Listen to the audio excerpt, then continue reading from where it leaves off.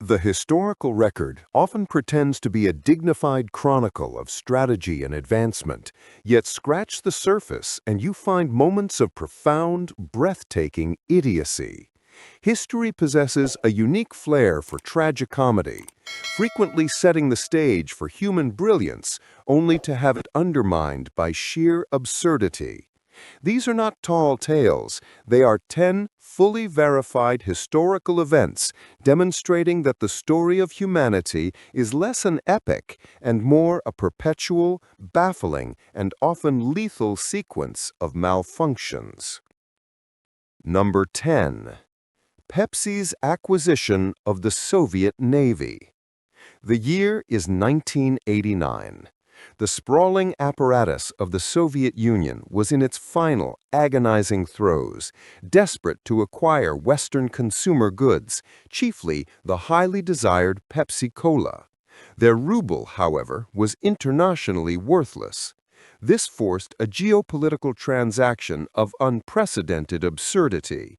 In a desperate 11th-hour masterstroke of commerce, the collapsing superpower offered its most substantial physical asset in exchange for sugary soda concentrate, a sizable fraction of its armed naval fleet. PepsiCo accepted the extraordinary terms, taking possession of a remarkable inventory of military hardware, a cruiser, a destroyer, a frigate, and 17 diesel-powered submarines. For a fleeting, unbelievable period, a soft drink company stood as a significant global naval power, technically commanding the sixth most potent military fleet worldwide. The thought of corporate executives debating the deployment of frigates based on market share is a level of geopolitical farce rarely seen. The cola conglomerate, lacking any operational interest in maintaining a fleet of Cold War-era warships, swiftly executed the final commercial maneuver. The entire assortment of vessels was immediately sold to a Swedish recycling operation. This transaction sealed the fate of the Soviet assets, officially marking the most humiliating and bizarre exchange of sovereign military power for consumer goods in history. It remains the most telling commercial indictment of the Soviet collapse. The final desperate move was to exchange state security for a refreshing beverage. Number 9. The catastrophic campaign against the emu. In 1932, vast farmlands in Western Australia faced a devastating incursion, not from a foreign power, but from an overwhelming population of over 20,000 emus. Displaced by environmental factors, these formidable, flightless birds were obliterating crops. The Australian government's reaction was immediate and heavy-handed. They deployed the Royal Australian Artillery, equipped with powerful Lewis machine guns, tasked with culling the enormous flocks. The soldiers anticipated a straightforward, quick operation. The campaign, however, swiftly disintegrated into an embarrassing, highly publicized debacle. The emus exhibited a sophisticated, almost tactical response. Evasive maneuvers. They easily outpaced the military vehicles, achieving speeds of nearly 50 kilometers per hour. Target denial. Rather than bunching up for easy targeting, the birds would disperse into small, agile units at the sound of gunfire, rendering the sustained fire of the machine guns entirely ineffective. Durability. Their tough hides and layered feathers meant they could endure a surprisingly high volume of ineffective fire. The military units tasked with defending the nation against human threats were humiliated. They appeared, in news reports, to be firing wildly into the bush to no effect. After approximately 1 week of continuous, wasteful operations and the expenditure of thousands of rounds of ammunition, with minimal confirmed kills, the military command executed a full, official retreat. The global media quickly broadcast the stunning result. The Australian military had been comprehensively defeated by a massive flock of indigenous oversized fowl. The campaign stands as a bizarre monument to military arrogance, proving that sometimes nature's most ludicrous creatures can triumph over industrialized weaponry. Number 8. The Last Ride of Frank Hayes. The year is 1923. Jockey Frank Hayes was a perpetual underdog, known for never having clinched a professional victory. His luck seemed set to change when he mounted the outsider horse Sweet Kiss at a race in New York. During the event, fate delivered a cruel twist of irony. Hayes suffered a massive, instantaneous cardiac arrest mid-race and died immediately in the saddle. Yet due to the biomechanics of his body's sudden stiffening and his expert riding position, his corpse remained upright and perfectly balanced. The horse, unaware that its pilot was now deceased, continued its run. In a final absurd flourish of stubborn momentum, Sweet Kiss carried the dead man across the finish line first. Race stewards were immediately faced with a macabre puzzle. The winning jockey was clinically deceased. They were forced to formally affirm that Frank Hayes was the official winner, making him the only recorded athlete in history to secure victory after death. The entire incident so profoundly disturbed the horse that it was subsequently nicknamed the Sweet Kiss of Death and retired from competition permanently. The entire incident serves as a uniquely morbid fable about dedication, proving that true losers can only achieve victory when life finally relinquishes its grip. Number 7. The Contagion of Hysterical Glee. In 1962, a highly infectious event erupted in the region of Tanganyika, now Tanzania, but it was no standard medical emergency. It was a bizarre, debilitating epidemic of uncontrollable, agonizing laughter. The disorder originated at a girls' boarding school in Kashasha.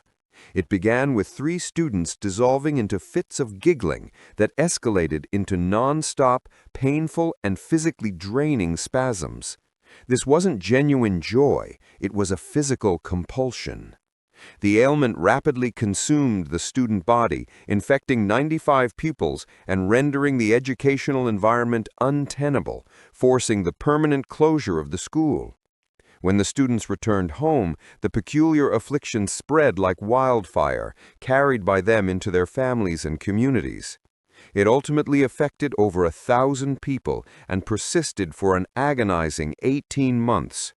The victims were trapped in a continuous, exhausting, internal loop of physical laughter, unable to work, sleep, or maintain normal social function. It was a real-world scenario of physical incapacitation driven entirely by the mind. The phenomenon was categorized as a mass psychogenic illness, MPI, demonstrating the terrifying power of collective stress and suggestion to manifest severe, debilitating physical symptoms. It stands as history's most bizarre example of a widespread emotional breakdown disguised as comedy. Number 6. The Eiffel Tower Double Dealing. Among history's great confidence artists, Victor Lustig holds a preeminent position for his sheer arrogance and theatrical flair. His ultimate performance involved one of the world's most recognizable architectural symbols. In 1925, Lustig created an elaborate persona, a highly confidential French government official. He summoned Paris's most elite scrap metal dealers to a covert hotel meeting. There, he presented a meticulously crafted fabrication. The Eiffel Tower, he solemnly explained, was structurally unsound and prohibitively costly, and the government had made the secret decision to sell the 7,000 tons of iron for scrap. To maintain secrecy, the bidding was kept hush-hush. One dealer, André Poisson, desperate to secure this massive contract, paid Lustig an enormous bribe under the table to guarantee his selection. Lustig took the money and immediately fled the country. The true measure of Lustig's audacity emerged shortly thereafter. Having spent his ill-gotten gains, he returned to Paris a month later and sought out an entirely new group of scrap metal executives, attempting to execute the exact same scam. The sheer nerve to attempt to sell an immovable national monument twice in the same city to entirely different victims is breathtaking. Although the second attempt failed when a dealer became suspicious, Lustig had achieved infamy. He remains the only man to have successfully monetized a lie of such colossal, immovable proportions. Number 5. The private first class who was a bear.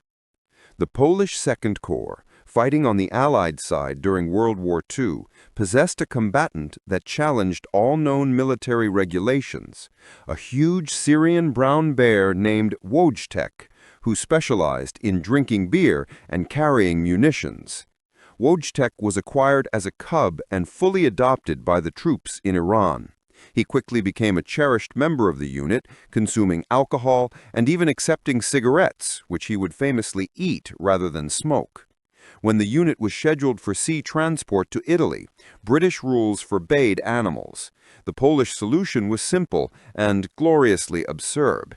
They processed official paperwork enlisting the bear as a soldier. Wojtek was formally inducted as Private Wojtek of the 22nd Artillery Supply Company, receiving a rank, service number, and a generous double ration allowance as pay. He was by all documentation an official combatant. Wojtek earned his legendary status during the brutal and sustained Battle of Monte Cassino. Witnessing the men struggling under heavy German fire to move crates of artillery shells, the bear began to assist them. It would voluntarily pick up the heavy 100-pound crates and transport them from the supply trucks to the firing positions with surprising calmness. The sight of a massive bear calmly carrying lethal cargo through shelling provided an incredible lift to the troops' morale. Imagine an Axis soldier observing a half-ton bear delivering ammunition. It's an image that would certainly prompt a full reassessment of one's engagement strategy.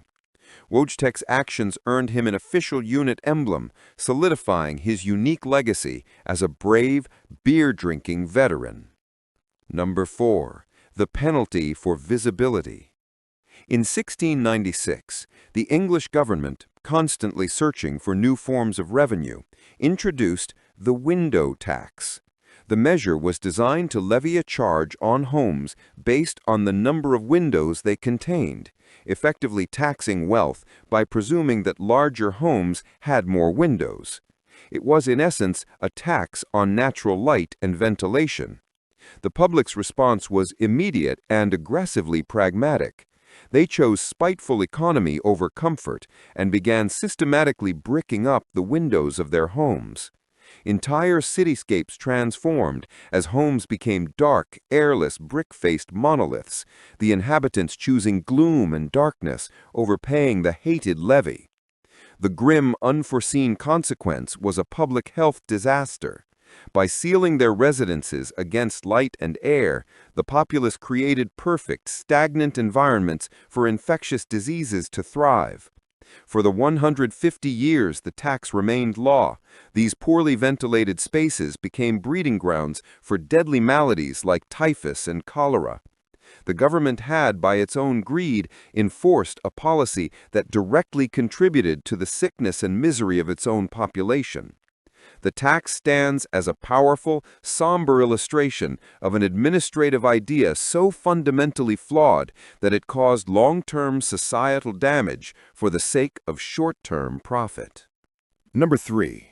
Tracing the narrative of human ingenuity lays bare a cultural bias toward success. This list sheds light on a counter-narrative where inept human decision-making took a spectacular fall and where it ended in misfortune and disgrace. Let's explore the top 3 historical events that showcase humanity's capacity for stupidity. Number 3. The 1904 Olympic rat poison protocol. The 1904 Olympic Marathon in St. Louis is perhaps the most poorly organized, bizarre, and dangerous athletic event ever held. Conducted in stifling 90-degree heat on unpaved roads choked with dust, the race was a chaotic festival of human suffering. The event quickly devolved into farce and medical malpractice. The disqualified. The first man to reach the finish, Fred Lors, was exposed after admitting he rode in a car for 11 miles during the middle of the race. The survivor. The recognized winner, Thomas Hicks, was on the brink of collapse. His trainers resorted to extremely desperate, medically unsound methods. The cocktail. Hicks was repeatedly administered doses of brandy mixed with strychnine, a potent toxic alkaloid commonly found in rat poison. The substance was used as a crude, dangerous stimulant. Hicks finished the race while severely poisoned and being physically carried by his team. Other competitors faced equally bizarre fates, including being chased off course by dogs or succumbing to food poisoning after eating rotten apples. Only a fraction of the competitors finished the race. The 1904 marathon serves as a uniquely disturbing historical example of the pursuit of victory through incompetence and chemical self-destruction. Number 2. The Cobra Bounty Boomerang. During the height of colonial rule in India, British officials faced a severe problem, a dangerous and overwhelming cobra infestation.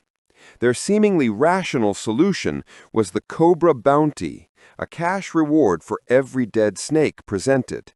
Initially, the program was a success. However, local entrepreneurs swiftly discovered a fatal flaw in the strategy. Hunting the wild cobras was inefficient. Far greater profit could be secured by domestically breeding and raising snakes specifically to claim the bounty. They began running what was effectively a government-subsidized cobra farm. The British administration was paying cash for snakes that were not being eliminated from the ecosystem, but were instead being commercially manufactured in backyards.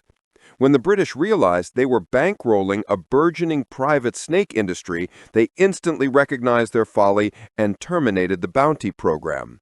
The result was disastrous. The cobra farmer, suddenly holding thousands of unsaleable, dangerous assets, did the most economical thing. They released the entire farmed population into the city. The attempt to reduce the cobra problem had, through a perverse economic incentive, exponentially increased the number of venomous snakes in the region. This incident is now famously known as the Cobra effect, a perfect example of a policy designed to solve a problem that instead makes it fundamentally and catastrophically worse. Number 1. The Thames Stench Siege. In the middle of the 19th century, London was a global colossus, but its central waterway, the Thames, was effectively an open sewer, choked with centuries of untreated human and industrial waste. The critical breaking point arrived during the sweltering heat wave of 1858. The intense temperatures cooked the massive, stagnant flow of human excrement into a volatile, pervasive vapor. This resulting stench, which became known as the Great Stink, was so overwhelming it physically incapacitated the populace and caused people to collapse in the streets. The odor quickly became a crisis of governance as it permeated the Houses of Parliament situated directly alongside the infected river. The smell inside the halls of power became unbearable, effectively halting legislative function. The initial response from the governing body was a masterpiece of political delay and absurdity. They ordered the massive curtains and window coverings of Parliament to be heavily soaked in chloride of lime and powerful chemical deodorizers in a vain attempt to mask the apocalyptic aroma. It took an odor of this uniquely crippling magnitude, one that literally drove politicians from their chambers, to finally compel the government into serious action. The profound national shame and physical necessity ultimately forced the construction of Sir Joseph Bazalgette's modern sewer network, saving London from its own filth. This incident stands as historical proof that sometimes the only way to inspire grand infrastructure projects is through an utterly unbearable sensory experience. This survey of history leaves little doubt. Human survival has often been less a product of sharp intellect and more the result of baffling, chaotic, and often dark luck. From commissioning a bear soldier to poisoning Olympic athletes and paying people to breed snakes, our narrative is a testament to persistent, spectacular failure. I've presented the evidence. Which of these monumental malfunctions do you believe most definitively proves humanity's capacity for stupidity? Share your thoughts below. Please hit the like button and subscribe for more documented instances where the past became a full-blown comedy show.